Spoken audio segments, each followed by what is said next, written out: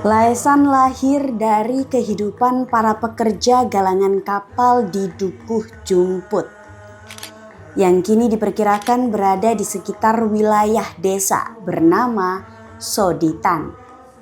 Di tempat itu kapal-kapal dibuat, dan kesenian ini menjadi hiburan rakyat di sela hiruk-pikuk kerja. Jadi ceritanya gini, dulu itu di Galangan itu ada pelabuhan, galangan kapal ya. Ya kan Lasem itu punya pelabuhan dua, pelabuhan besar itu, yang satu ada di Binangun yang namanya Pelabuhan Regol, yang satu namanya Caruban kan.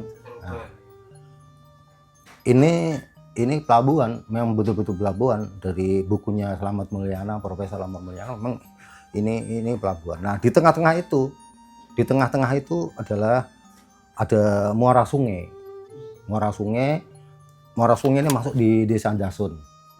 Ramai banget di situ karena galangan kapal itu karyawannya aja dulu 40.000 orang. Nah, itu konon. Karena secara tertulis saya belum pernah membaca, tetapi dari para bini sepuh dulu di galangan kapal itu ada kompleks pelacuran di situ. Iya, wah ini namanya pelabuhan kan biasa ya kan ya. Nah, pelabuhan itu tidak bisa dilepaskan dari prostitusi. Nah saat itulah Laesan lahir.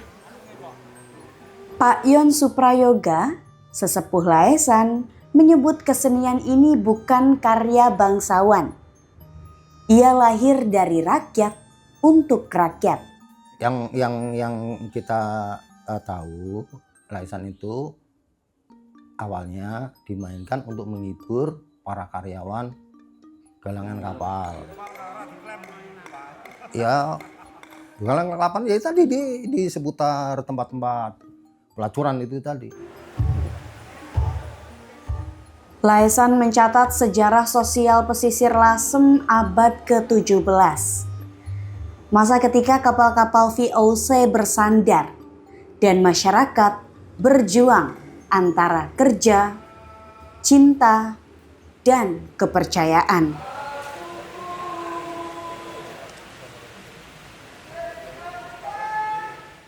Di Laesan itu bukan kesenian yang lahir dari keraton, tapi Laesan itu lahir dari tengah-tengah masyarakat, menceritakan tentang masyarakat ada di situ.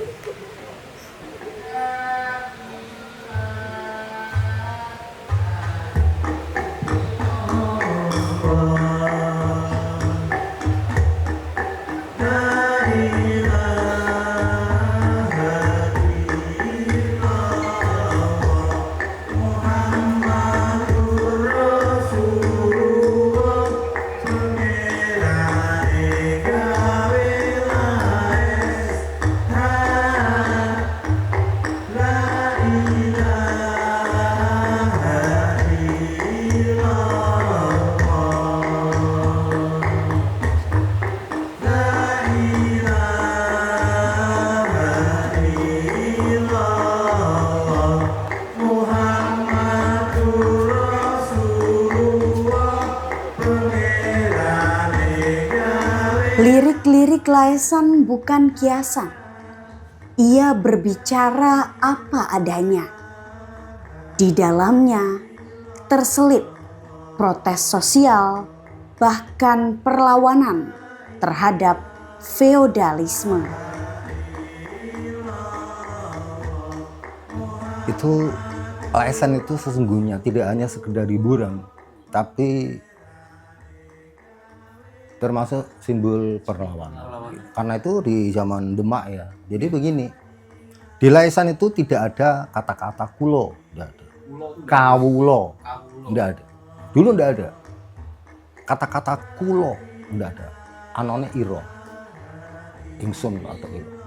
Ya, itu adalah simbol perlawanan antara kerajaan dan rakyat kecil. Kenapa? Kan ada dua struktur masyarakat. Yo. masyarakat itu masyarakat kerajaan dan satu masyarakat sipil, rakyat biasa. Nek rojo kerajaan, ya dia itu memberi apa jenis nama kepada dirinya itu celukane ini bahasa misalnya apa? Julukan. Itu Gusti.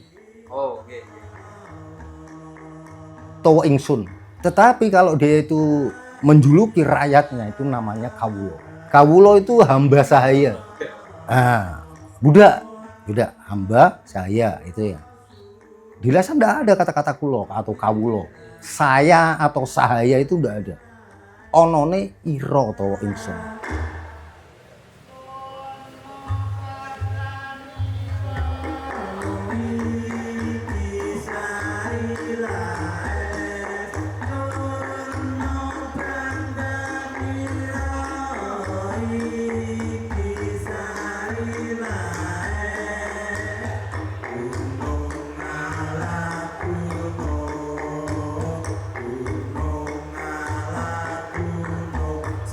Di balik mistiknya, Laisan menyimpan spiritualitas yang dalam. Setiap gerak adalah doa, dan setiap lagu adalah zikir kehidupan. Laisan itu mistis, meskipun kita bilang itu enggak, itu tetap mistis. Makanya mistis dalam tanda petik itu adalah kerasukan setan. Ini yang saya tentang itu artinya. Di Laisan tidak kerasukan setan. Tidak ada yang kerasukan. Ini hubungannya dengan apa? Hubungannya dengan Laisan itu ada stigma mengundang setan. Artinya yang menjadi Laisan itu kemasukan, kemudian kerasukan. Bukan kerasukan. Dan tidak ada kata-kata misalnya setan, jin, itu tidak ada. Bidadari. Ya, kita mengartikan pengetahuan kuat tentang bidadari. Ya udah itu bidadari. Dia tidak merasuki kita, mendampingi kita. Mendampingi Laisan maksudnya. Tahapan pertunjukan Laisan mencerminkan perjalanan hidup manusia. Salah satu yang membuat Laisan itu lestari karena ini tidak pernah diloncat. Dia itu memainkan secara urut. Iya, satu pembukaan itu La ilaha illallah tadi ya. La ilaha illallah Muhammadur Rasulullah. Pengiranan gawe Lais. Itu sudah dimasukkan ke kurungan kan. Kalau La ilaha illallah Muhammadur Rasulullah kan masih diperlihatkan ini ya. Di Bondo. Kemudian setelah dikurungi lagunya Bandan. Itu melepaskan ikatan yang ada di dalam kurungan tuh. Lagunya ya ucul no bondo niro iki sari Lais. Kurungan itu seperti pas dikurung. Kurungan itu kan seperti diibaratkan seperti perut ibu mengandung. Nah, disitulah kemudian sebelum lahir itu kan tali pusarnya itu mengikat gitu ya. Secara real ikatan itu seperti tali pusar gitu ya, menghidupi di dalam kandung. Tetapi filosofinya akan lebih luas dari itu. Sebuah doa, Tuhan lepaskanlah ikatan yang ada pada saya. Lepaskanlah ikatan yang ada hati saya. Lepaskan ikatan yang ada di lidah saya. Kanan saya, kiri saya. Itu lepas. Ya awake dhewe iki nek kepengin merdeka ya lepas. Pas lepas. Setelah selesai itu kurungan dibuka kan. Nah, kurungan dibuka. Saat itulah kemudian lagu-lagu dolanan dimainkan.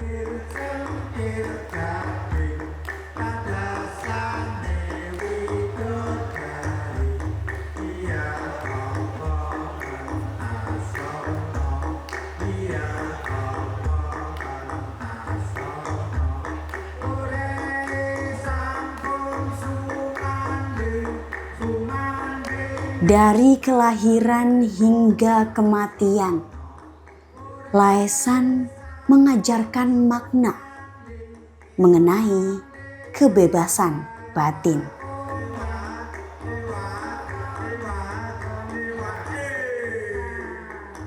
Namun perjalanan Laesan tak selalu terang.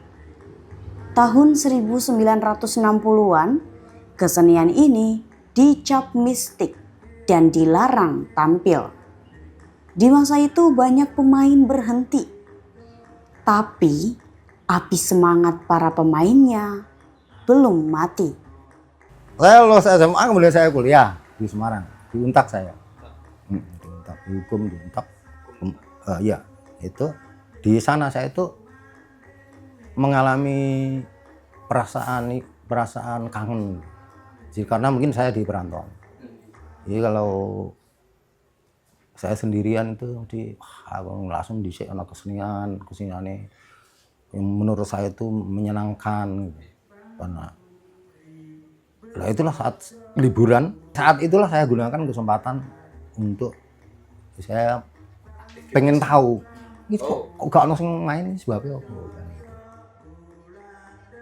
Saya kemudian rasanya itu saya hanya mengikuti rasa kangen. Laesan kepengin ngrungokke Laesan ndelok Laesan itu dimainkan. Yang bisa memainkan kan para pini sepuh itu. Nah, itu saya berkunjung ke rumahnya masing-masing. Ada 11 orang. Semuanya tidak berani memainkan.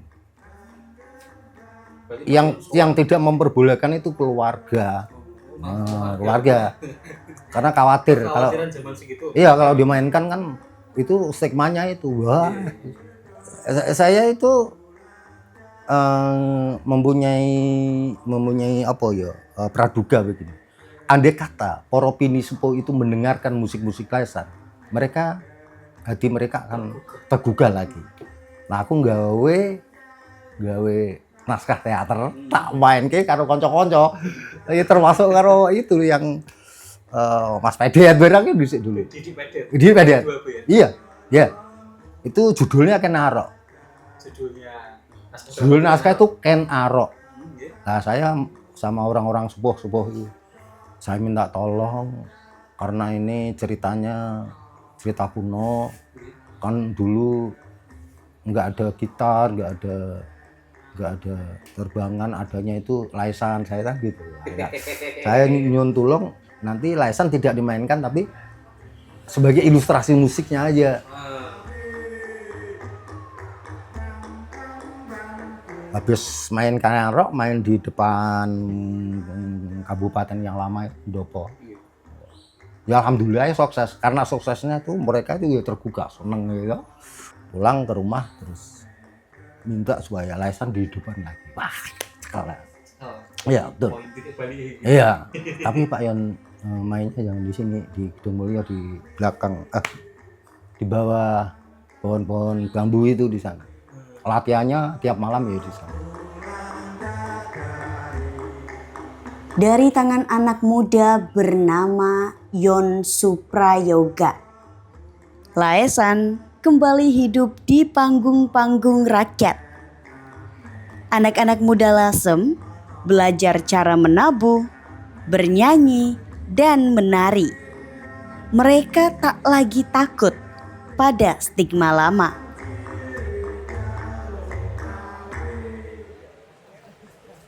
Nah, ini tiba-tiba saja kemudian saya mengikuti langkah-langkah apa satu zaman di mana orang melirik Laesan untuk akademis, iya untuk skripsi. Wah, iya apa ya? Itu membuat yang asalnya itu dimusuhi ya asalnya. Tapi ya asalnya dimusuhi. Main dorawani Mas, nggak ada yang berani. Tiba-tiba ada orang yang menghargai, menjadi bahan penelitian.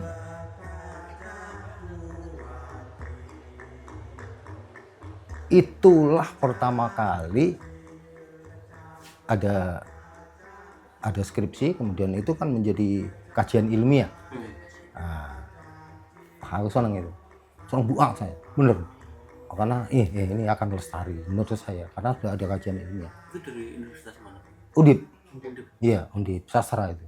Nah, kemudian dari UNS, kemudian dari Brawijaya, kemudian dari UGM, sampai dengan sekarang S2, sampai ada yang disertasi sampai sekarang gitu, sampai bahkan mahasiswa dari Malaysia.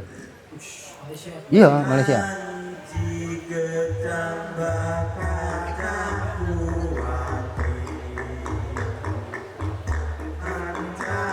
Dari penelitian akademis hingga festival budaya, Laesan menjadi simbol kebanggaan Lasem. Warisan yang menolak dilupakan.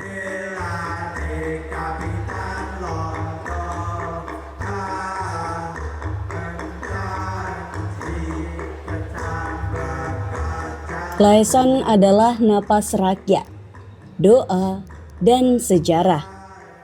Ia lahir dari pelabuhan, tumbuh dari rakyat, lalu menjadi warisan spiritual yang tak ternilai.